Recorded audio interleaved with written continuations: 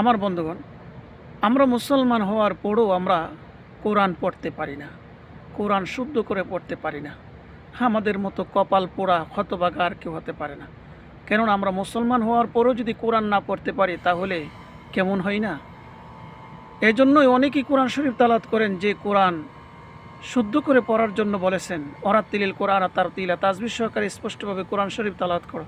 কিন্তু তাসবিহ সহকারে আমরা অনেকেই পড়তে পারি না। ভাই, একটু চেষ্টা করুন যেন সুন্দরভাবে কোরআন তেলাওয়াত করতে পারেন। যে কোরআন আপনার জন্য আল্লাহর কাছে সুপারিশ করিবে, ওই সুপারিশটা যেন আপনি পান, এই জন্য একটু সুন্দরভাবে তেলাওয়াত করুন। আমার বন্ধুগণ, আমরা মুসলমান হওয়ার পরও আমরা কোরআন পড়তে পারি না, কোরআন শুদ্ধ করে পড়তে পারি না। আমাদের মতো কপাল পোড়া হতভাগা আর কেউ হতে পারে না।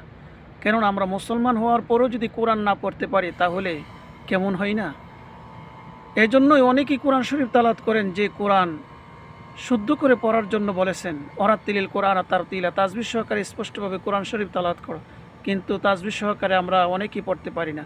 ভাই, একটু চেষ্টা করুন যেন সুন্দরভাবে কোরআন তেলাওয়াত করতে পারেন। যে কোরআন আপনার জন্য আল্লাহর কাছে সুপারিশ করিবে, ওই সুপারিশটা যেন আপনি পান, এই জন্য একটু সুন্দরভাবে তেলাওয়াত করুন।